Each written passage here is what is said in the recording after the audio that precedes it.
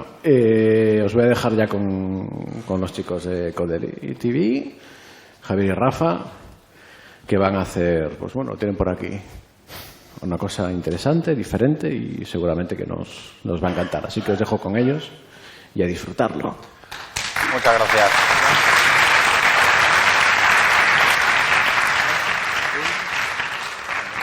Vale, pues vámonos. Bienvenidos a todos, muchas gracias por estar aquí. Hoy vamos a abrir el primer volumen de Pasito a Pasito Driven Development de la serie de Elige tu propia aventura. Entonces, más o menos seguro que muchos de vosotros ya reconocéis por dónde pueden ir los tiros, así que pasito a pasito y vámonos con el despliegue de medios. Ahí lo tenemos, abrimos el libro y nos vamos ahí. Entonces, antes de nada, para quien no nos conozca, somos Rafa y Javi.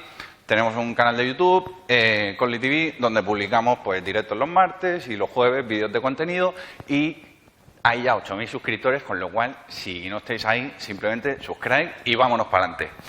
Entonces, los vídeos, pues que si de Git, Code Coverage y Go, y por encima de esto está la plataforma de cursos, con cursos sobre lo que hoy vamos a ver un poco en directo y tal, pero visto con mucho más detenimiento y cariño. Por la Pulpo, en esta URL tenéis un descuento de 10 euros gratis. Así que, dicho esto, primera pregunta. Empezamos. Esto lo vamos a hacer con manos arriba. Entonces, empezamos, sí. Vámonos. Vámonos. ¿Empezamos no? Empezamos no. Ojo, ojo, ojo. Hay grupo de trolls. Tenemos grupo de trolls. Espera. Rafa. ¿Me escuchas? ¿Sí? ¿Me escuchas? Espera, me dicen por el pinganillo. Vale, corta el vídeo, que van a pinchar una cosilla.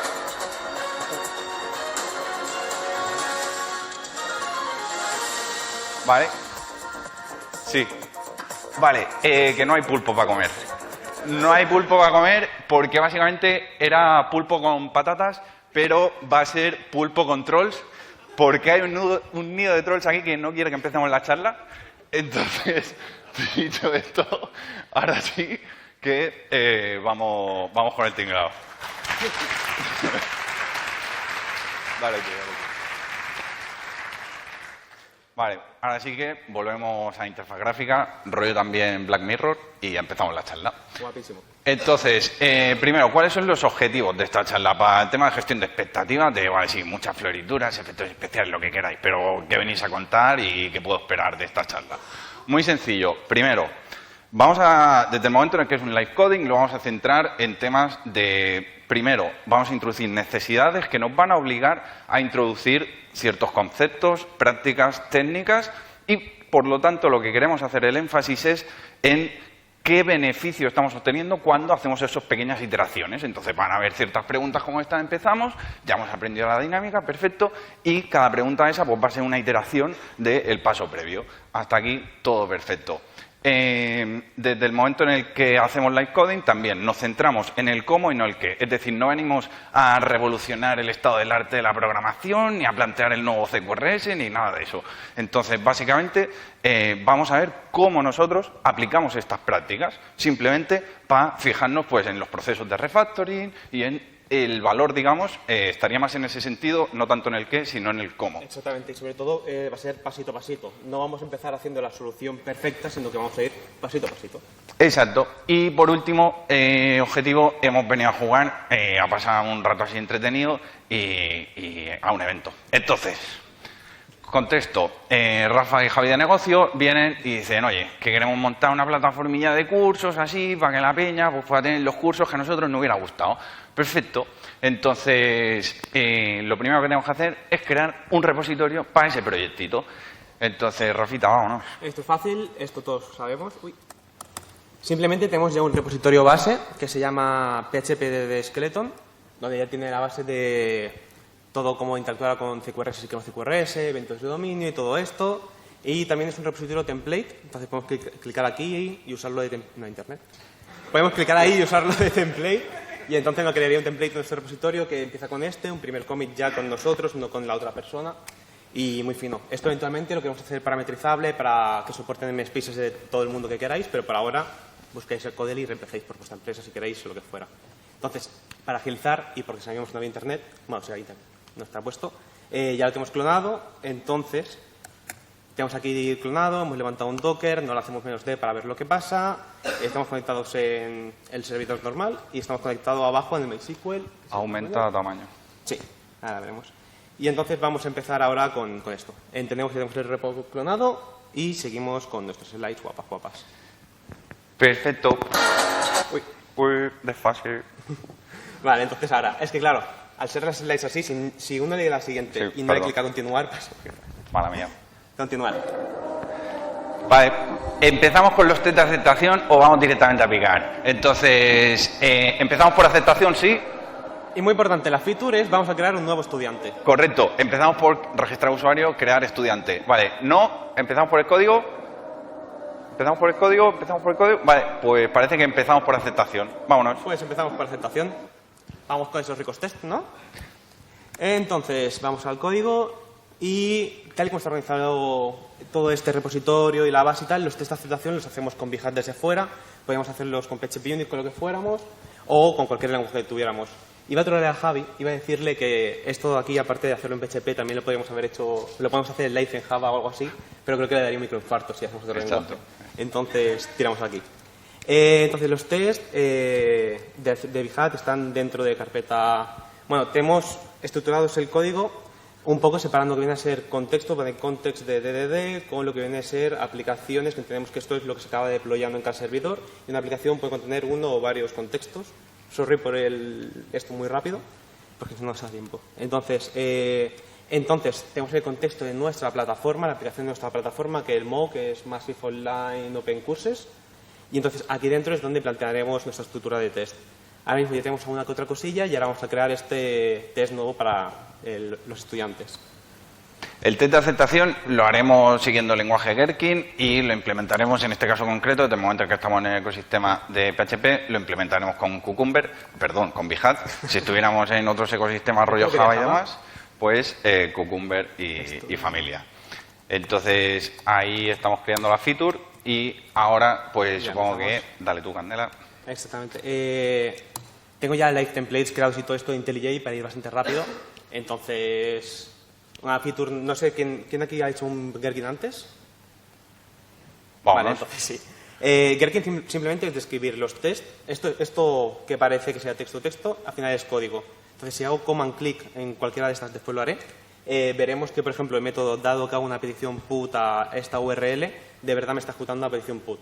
Bueno, en verdad no, porque estamos simulando la request para no llevar toda la carga HTTP de por medio, pero es código que es agnóstico también del lenguaje. Ahora estamos tirando de PHP por debajo, pero si migráramos porque fuera otro lenguaje, copiaríamos y pegaríamos el test y ya lo tendríamos. Importante detalle aquí, interesante. Estamos hablando siempre en términos de cliente, es decir, estos son test de aceptación desde el punto de vista del cliente. Y cuando decimos cliente, lo decimos con toda la intencionalidad. Es decir, un cliente no tiene por qué ser un usuario. Un cliente de nuestro producto puede ser, pues, otro servidor o otro frontend. Entonces, desde el momento en el que en este caso estamos picando la API de backend, nuestro cliente, ¿quién va a ser? Pues, o el frontend o otro microservicio que haga la llamada HTTP para interaccionar con este. Entonces, aquí que el lenguaje, digamos, del Gherkin nos hable de que debe devolver un 201 cuando ese recurso se cree, justamente podría verse como un detalle de implementación, que esto no es de negocio, que esto no debería aparecer en el Gherkin, que no debería aparecer que es una llamada put, etcétera, etcétera, etcétera.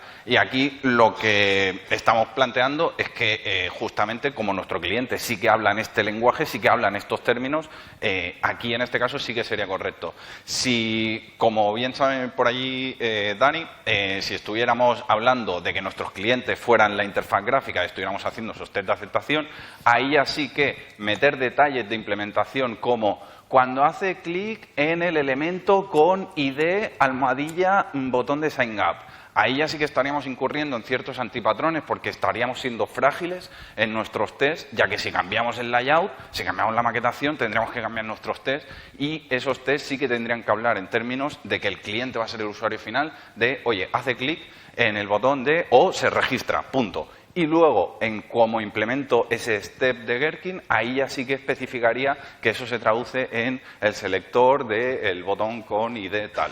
Entonces, si lanzamos los tests que van con el Docker que está mal montado y encima tengo el Mac que va petadísimo, entonces se ejecutan, petan, pero obviamente porque no he definido ni, por un lado, la interacción de este nuevo ficherito en el Behat, y por otro lado no hemos creado ni el controlador ni nada de las rutas, entonces vamos a por ello. Entonces la interacción con VHAT es fácil, simplemente le voy a decir aquí que tengo una suite nueva, que no es la de contador, sino que es la de estudiantes, que se encuentra en el editorio estudiantes. Entonces ahora si lanzo el test, veremos que ya no se queja de que no encuentra este fichero, que no sabe buscarlo, sino se va a quejar de que no encuentre este fichero totalmente porque algo hecho raro. El directo, que es student y no students. Vale, aquí al fin y al cabo este ficherito es el típico ficherito donde le vamos a decir a nuestra suite de testing, en este caso VHAT, del rollo, oye, cuando tengas que parsear esas frases en lenguaje llano, eso vas a tener un fichero de código, en este caso PHP, que va a saber traducirte y decirte, oye, el método que tienes que ejecutar es este. Entonces, eso le tienes que enlazar, estamos cerrando el círculo para decirle al VHAT, oye, reconoce todos los pasos, parsea todos los pasos que están en estos ficheros que PHP. pueda clicar en estos steps que hay aquí. Exacto. Entonces ahora sí que se me queja de que no existe la ruta, pues vamos al controlador, hemos hecho primero el test, hemos hecho que falle y ahora vamos a ir al controlador a hacer que pase este test. Al fin y al cabo, desde el momento en el que estamos siguiendo un ciclo de desarrollo de ATDD, lo que estamos haciendo es obligarnos a hacer un flujo de desarrollo outside in, de fuera hacia adentro.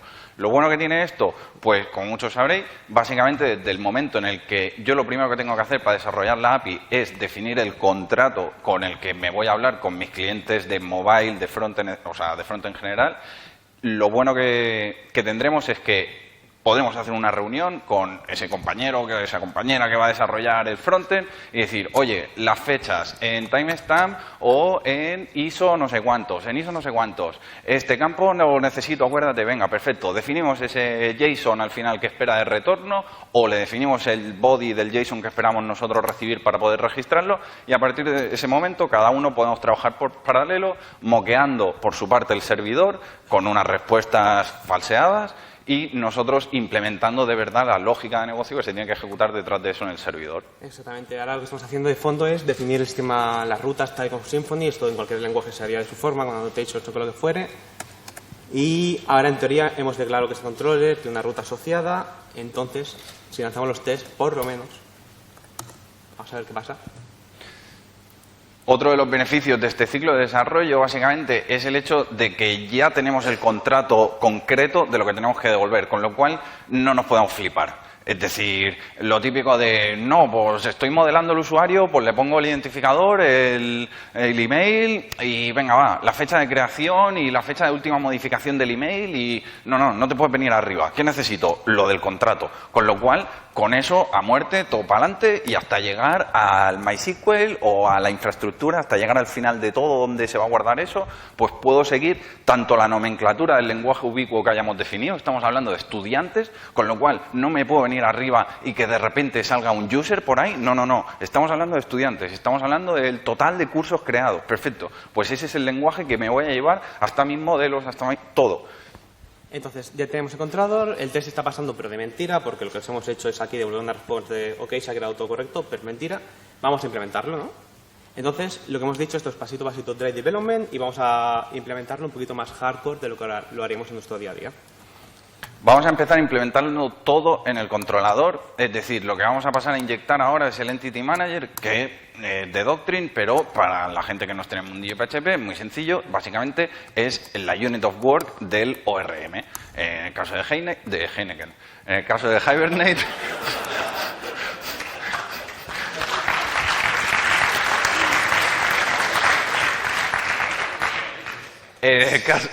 la hora de la comida, que empieza ya...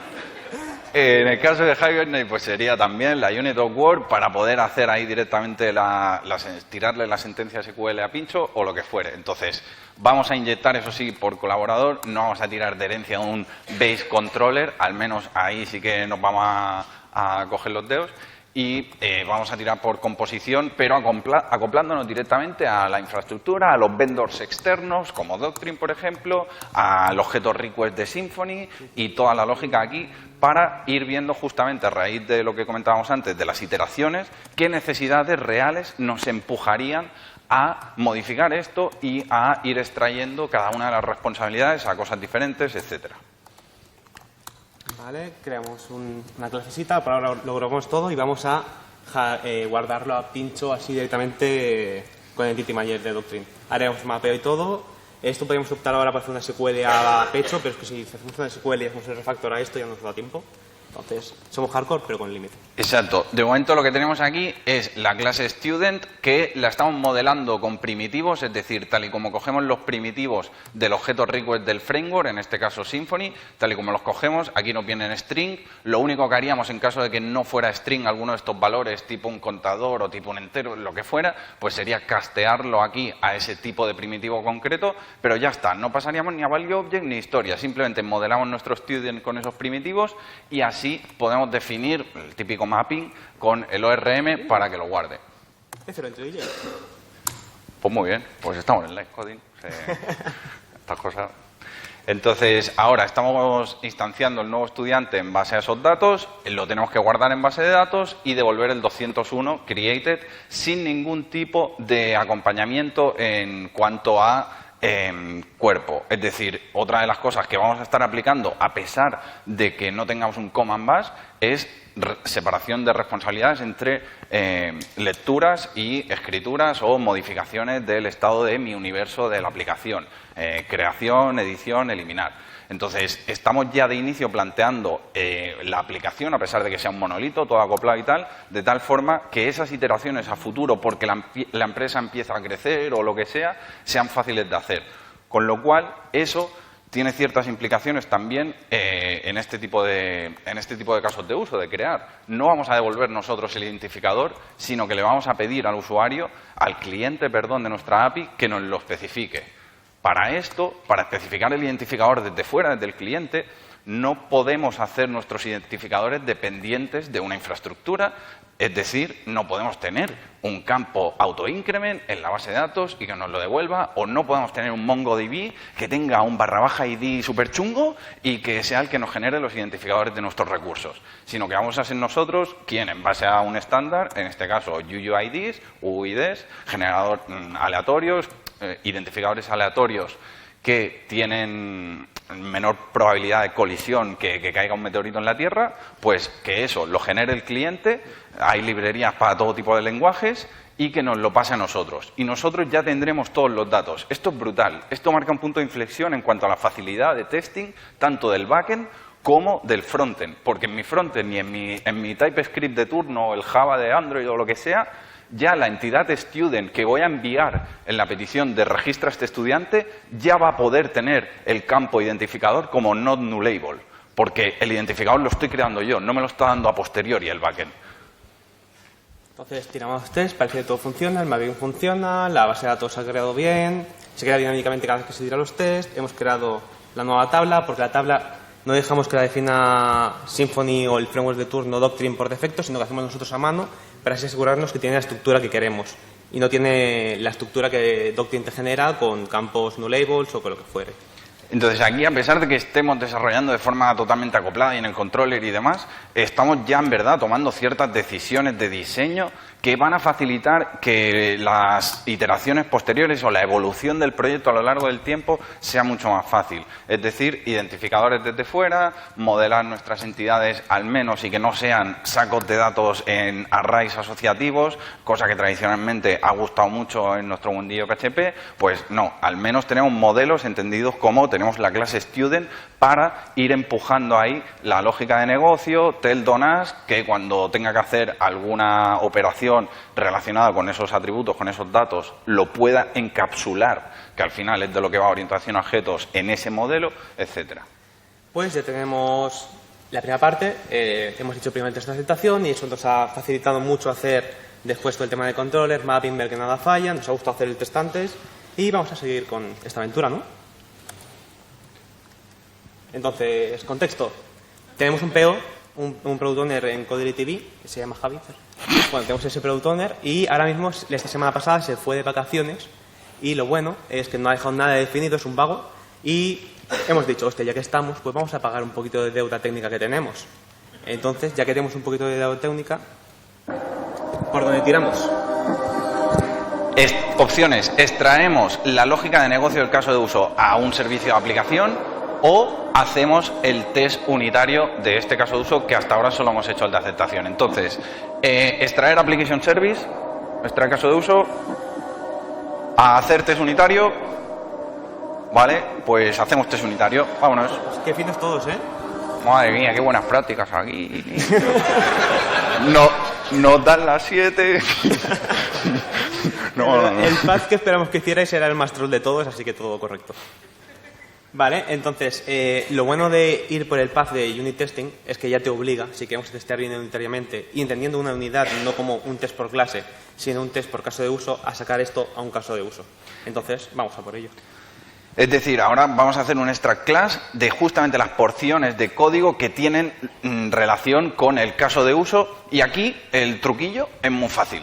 ¿Qué me tengo que llevar al servicio de aplicación? ¿Qué me tengo que llevar al caso de uso? Pues me tengo que llevar aquellas porciones del controller que si hiciera otro punto de entrada, es decir, si quisiera ejecutar esto vía un cron y que se invente estudiantes y los registre, pues si hiciera otro punto de entrada vía CLI o vía lo que fuere, no tuviera que duplicar eso en ese otro controller. Del rollo, el new de estudiante. Vamos a lo concreto. Tenemos ahí una clase student y tenemos una línea que hace el new. Si hiciera otro protocolo de comunicación con el usuario, si hiciera otro punto de entrada, ¿tendría que volver a picar ese new en ese otro controller? Sí, porque es inevitable. Entonces, eso lo vamos a llevar a un servicito para poderlo inyectar en los controladores y reutilizar esa lógica. Entonces, ¿qué beneficio nos está aportando este pasito que estamos dando al encapsular esto? Primero, el hecho de poder reutilizarlo independientemente del punto de entrada, pero segundo, el hecho de poder testar unitariamente. Porque justamente esto lo estamos haciendo ahora porque si queremos hacer los unit test, tal y como teníamos el código antes, tendríamos que levantar el servidor HTTP para poder hacer la petición, porque estaba todo en el controller. Entonces, si queremos testar únicamente la lógica de negocio sin pasar por el controller de infraestructura, ahí sí que tendríamos que tener alguna clase que instanciar y atacar directamente. Y ese es el servicio que nos vemos obligados a extraer. Ya vemos lo que están tardando estos test de aceptación, por lo tanto sí que queremos los unitarios, pero ya que los tenemos, pues los tiramos para saber que este refactor que hemos hecho está todo bien y no petamos nada. Exacto, beneficio del flujo de desarrollo que hemos venido siguiendo. Entonces, ¿qué pasa ahora? Ahora, si vamos a hacer el test unitario, ahora veremos que estamos integrando aquí Entity Manager, que los test unitarios queremos que sean rápidos, por lo tanto vamos a hacer un mock, como bien ha explicado Isa antes, que es el que más abrazas de todos los que hay, porque es más cómodo de hacer y lo hacemos que quede limpito. Lo malo de esto, que si moqueamos Entity Manager, no vamos a testear nuestro core, nuestro dominio, vamos a testear que Doctrine funciona bien o que se llaman las clases de Doctrine. Por lo tanto, aprovechamos que estamos aquí y sacamos esto a un repositorio, el Patrol Repository. Importantísimo. Ahora estamos introduciendo otro nivel de indirección, que al final es lo que hace que se añada una cierta complejidad accidental al código, porque, hostia, antes abríamos el controller y hacíamos scroll y teníamos ahí todas las líneas, como ha dicho Rolando antes, a base de ecos y de dice, podíamos debugar eso, ver todo lo que estaba pasando y la trazabilidad era total, absoluta, una clase, punto, no tengo que hacer más historias. Ahora, primero, hemos sacado el caso de uso a un servicio, con lo cual, si quiero ver todo lo que se está ejecutando, tengo que entrar al controller y dar un salto, un nivel de indirección que representa ese servicio, ese caso de uso. Y ahora, como quiero aislarme en el test unitario para que vaya rápido y no haga operaciones de entrada-salida con la base de datos y tenga que asumir esa latencia en mis test unitarios, estoy añadiendo otro nivel de indirección al encapsular la responsabilidad de interacción con base de datos en un repositorio. Y justamente como lo que necesito es hacer un test double de eso para poderlo falsear y hacer un in-memory, un mock o lo que fuere, tengo que además extraer una interfaz de esa implementación. Importante, cuando decimos extraer una interfaz de una implementación, aquí podemos caer en la trampa muy fácil y más si ya tenemos esa primera implementación definida, como es el caso ahora. ¿Por qué? Porque aquí podríamos caer en antipatrón de header interfaces en vez de role interfaces. ¿Qué quiere decir esto? Muy fácil. Al fin y al cabo, toda esa palabrería y palabras molonas, que básicamente las decimos para que las podáis buscar y veáis que son cosas que están ampliamente aceptadas en la industria, no por pegarnos el rollo, pues básicamente esas palabras lo que nos vienen a decir es lo que ya decía Solid en términos de Interface Segregation Principle. El principio de segregación de interfaces no es segrega tus interfaces y hazlas pequeñitas. No. El principio, que eso yo lo entendí mal, perdón, y lo digo con ese énfasis porque a mí eso me confundía al principio y pensaba que era así. El principio de la segregación de interfaces es, y se resume en que las interfaces pertenecen a los clientes, no a quien las implementa. Luego, ¿quién va a definir cómo se llama el método, qué argumentos recibe y qué tipo devuelve? Que al final es el contrato de los métodos que tenga una interfaz. Quien define eso es el cliente, en este caso, el servicio de aplicación.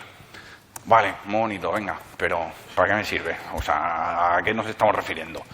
A cosas muy concretas y que además en este ejemplo es súper guapo porque se ve como antes en el controller, para poder guardar el usuario, estábamos haciendo al Entity Manager de Doctrine, le hacíamos el save y le hacíamos el flush, para que realmente limpiara la unit of work y eso se fuera a persistencia de verdad a MySQL.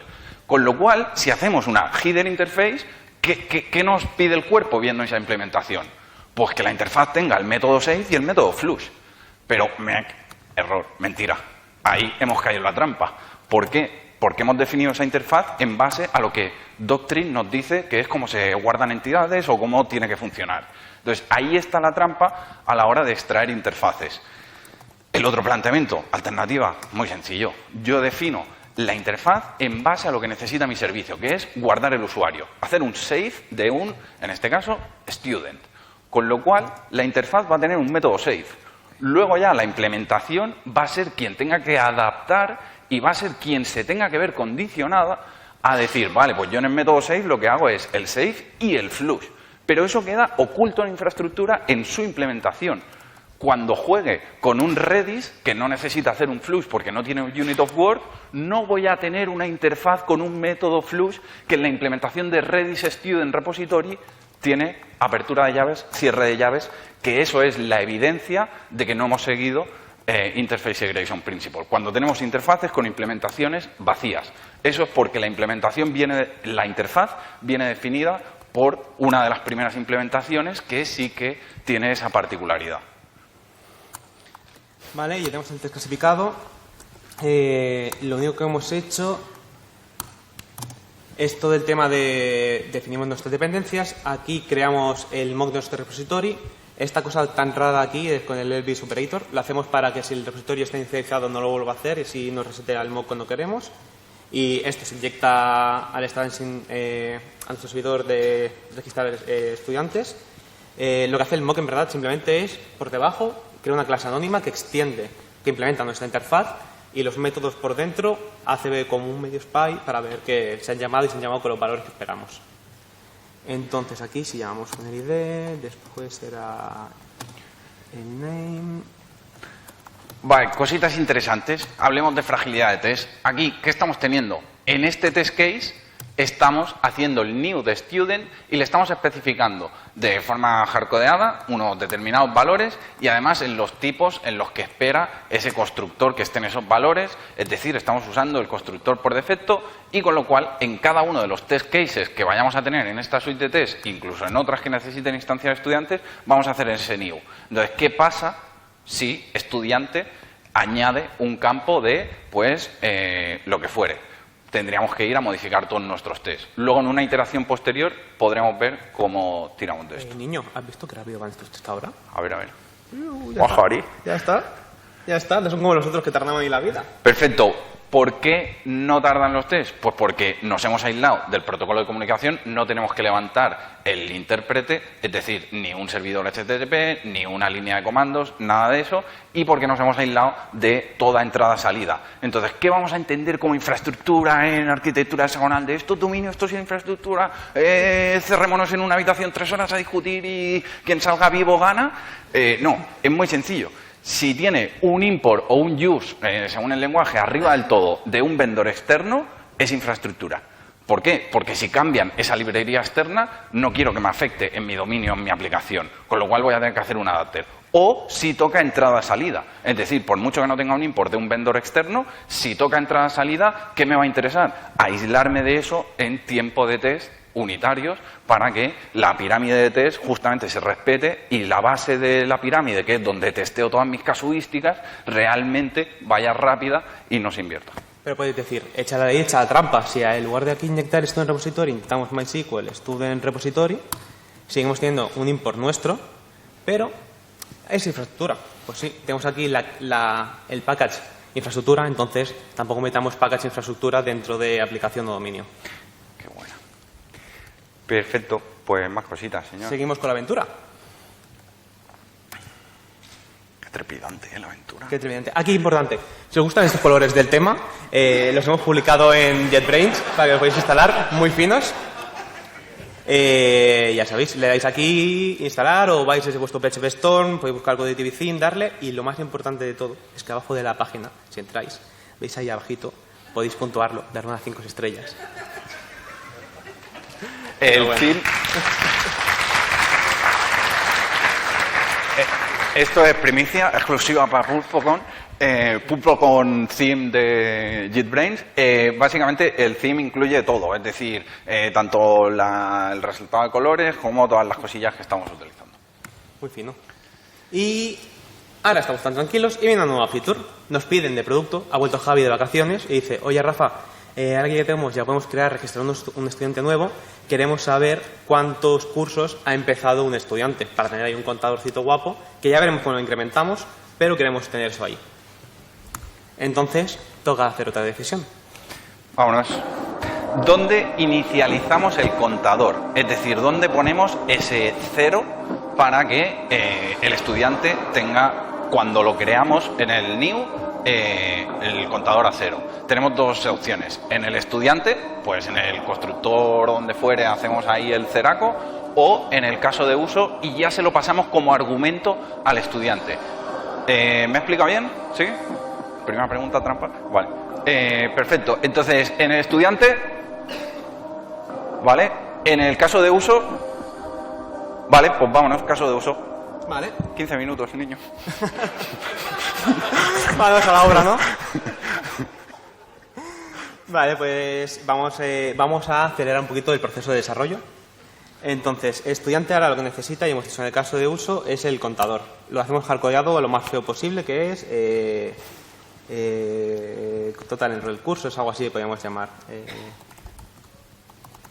Nos cerramos en una habitación y discutimos 3 horas el nombre de la variable. Sí, los pues una constante, lo que quisiéramos, de mientras, primer pasito, lo metemos aquí, lo metemos en nuestro estudiante, creamos el nuevo atributo, que hemos llamado manos a la obra. Perfecto. Vamos adelantando. Queda la cuestión. Ahora, ¿qué pasa? Que el constructor de estudiante recibe este total enrolled course, ¿no? En que está registrado el usuario de cursos. Y queda la cuestión es que ahora, justamente, nos va a pasar lo que comentábamos de los tests. Es decir, vamos a tener que ir a todos los test cases donde hacíamos el new de student y vamos a tener que modificar para incluir ese nuevo argumento. Exactamente, si tenemos un test que lo que testea es que el email es inválido o lo que fuera, pues tenemos que volver ahí, poner otro 0 y así con todos los tests que tuviéramos. Exacto. Entonces, ¿qué soluciones, qué alternativas se nos plantean? E implementamos ya la alternativa directamente, mejor. Exactamente. Vale. Salta. Vale, entonces, lo que vamos a hacer es, oye, esto de que el estudiante de fuera, digamos, cuando lo creamos, ¿cuántos ha de tener? Claro, no se me ocurre un caso de uso, cuando un usuario se registre y ya había hecho 20 cursos y ya que me acabo de registrar no tiene sentido. Por lo tanto, vamos a mover toda esta lógica a donde le pertoca, que es dentro del estudiante.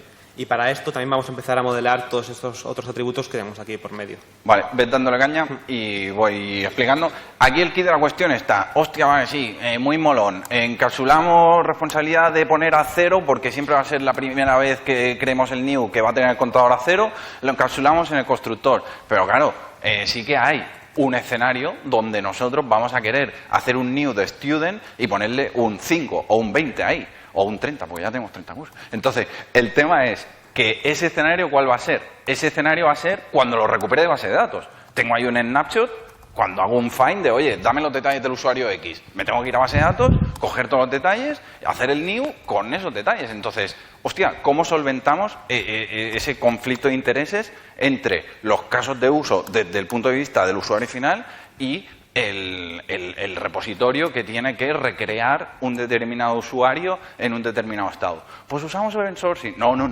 vamos a calmarnos. Porque si usas Event Sourcing, entonces reconstruyes todos los eventos. No hace falta, vamos a calmarnos. Lo único que tenemos que hacer es simplemente un name constructor, un constructor semántico. Simplemente cogemos y en la clase Student tenemos nuestro constructor por defecto de clase, método constru como método Student en Java y compañía.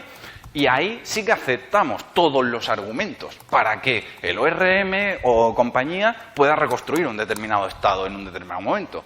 Pero hacemos un método público estático en esa clase que nos sirva justamente para que no dependa de una instancia en concreto, métodos estáticos, sino que dependa de la clase y no tenga que hacer un new previo, sino que pueda llamar a ese método estático para construirlo de cero.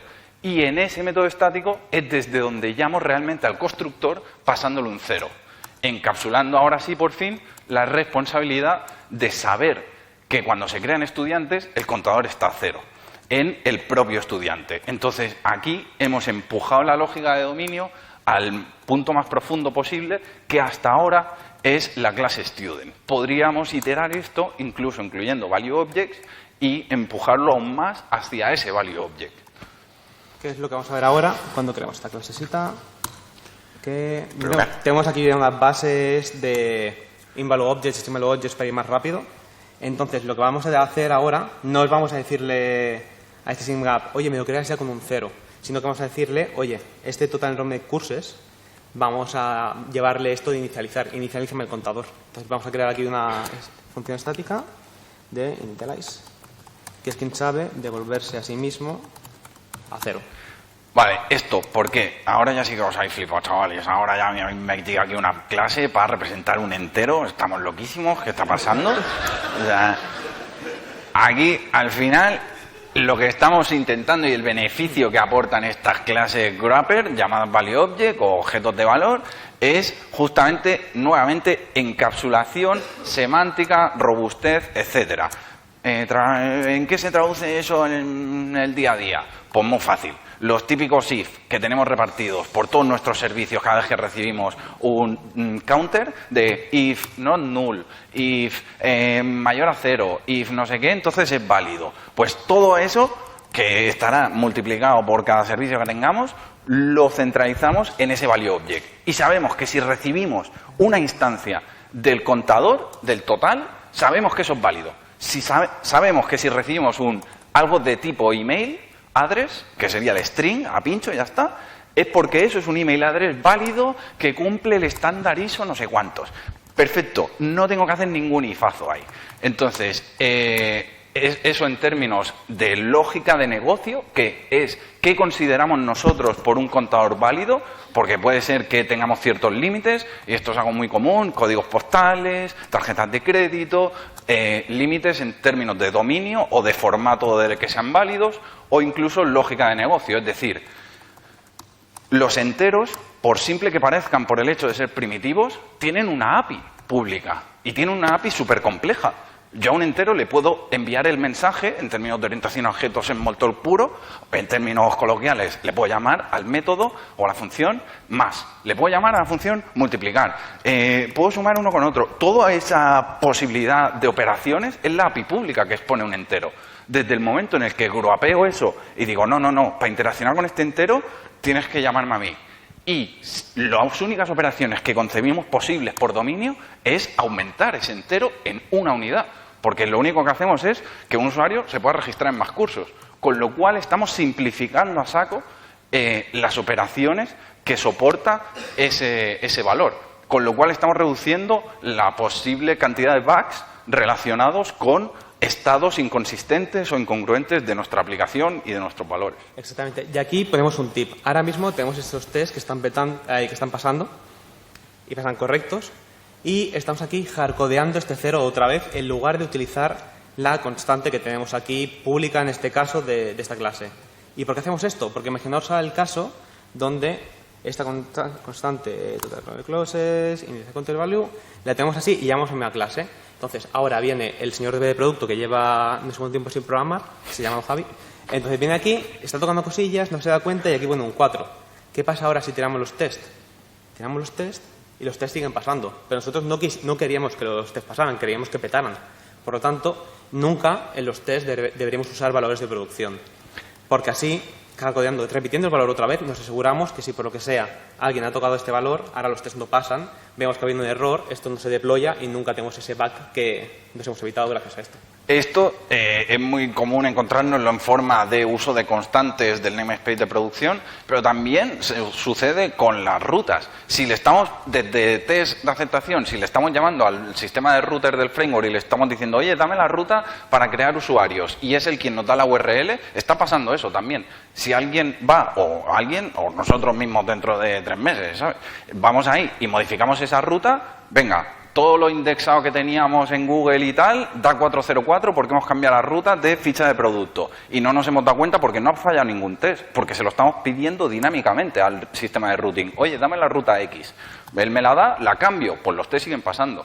Entonces, en test de aceptación, esto sucede si no hardcodeamos esa ruta para darnos cuenta de que ha cambiado y que, oye, puede ser una decisión que realmente queramos, pero al menos seamos conscientes y modifiquemos también ese test. Después lo que haríamos, si tuviéramos más tiempo, es todo esto de aquí, tenemos los objetos Object Model que ahora los he sacado así de la manga, y utilizamos estos Object Models para crear estas clases todo el rato y así no tener que estar haciendo estos news todo el rato, que es un coñazo hacer el new no sé qué, encima no tienen nombres. Aquí en este test lo único que me importa es que es un estudiante válido, no todo esto. En el test de que el email es inválido, pues un test donde el email sería inválido y solo la parte del inválido. Pero bueno, esto en otra vida. Exacto, al final... Otra parte, un Object Model no es más que una factoría en tiempo de test, entonces eso nos sirve para centralizar lo que decíamos antes de evitar tener que ir a todos los test cases. Simplemente voy a ese Object Model, lo modifico y ya está. Vale, entonces ahora llegamos al punto donde negocio quiere confirmar los emails. No da tiempo, ¿eh? ¿No da tiempo? No, negocio no quiere nada. Aquí me dejan continuar, ¿eh? ¿Qué opción? Vale, venga, rápido. El email de bienvenida cuando se registra un usuario, lo hacemos por eventos, publicando un evento cuando se registra el usuario y escuchando ese evento y tal, o inyectamos otro servicio de aplicación en el controller. Eventos, vale, controller, vale, perfecto, pues estuve continuando.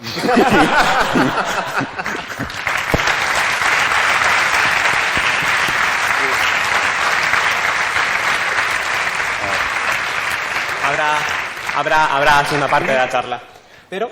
Un momento, nada, quedan 2 minutos. Perdón, dale, ya secuencial. Sí, ya puedes. Vale, vamos. Primero, muchísimas gracias por venir, por todo. Y simplemente, esta charla era diferente, ¿por qué? Porque no era secuencial, en el sentido de que no podías pasar las slides porque iban enlazando unos a otros dependiendo del camino. Y este es el diagrama de secuencia. Ahí vamos al troll arriba del todo. Exacto. Que hemos hecho para preparar la charla, que en completo queda así, con todos los posibles caminos que podían darse, y la idea es que esto sea una serie de libros, de charlas o lo que fuere, mucho más completa y tal. Y también, eso, gracias por darnos la libertad de sentidos libres de hacer lo que sea. Merci, Rolando, se agradece enormemente. Y aquí, una cosa, ojo, esto, ¿alguien conoce esto? Vámonos. Perfecto. Me mola, o sea, particularmente, claro. Yo me metí en el mundo de PHP y empecé a trastear con estas historias, con PHP Nuke y esos tiempos, buenos tiempos. Y había una versión que era PHP Nuke ET, que tenía fixes de seguridad y no sé qué, muy molona. Os acordaréis de esto, que venía de la comunidad Truzone. Pues un buen día, estábamos en Colity, oye, que se ha registrado un usuario, @truzone.org en la plataforma de cursos. Digo, no será posible que eso siga activo. Total, que no seguía activo, pero le tuve que enviar un email. Digo, oye, ¿eres de la comunidad aquella de Truzone y tal? Me dice, sí, la gestionaba yo. Digo, hostia, no me jodas. Total, que es ese señor que tenéis ahí, así que si yo estoy aquí, le debéis mucho.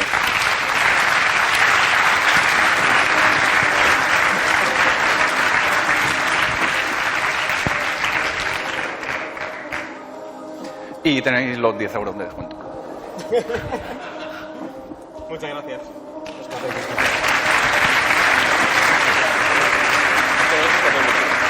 Que no nos escapemos.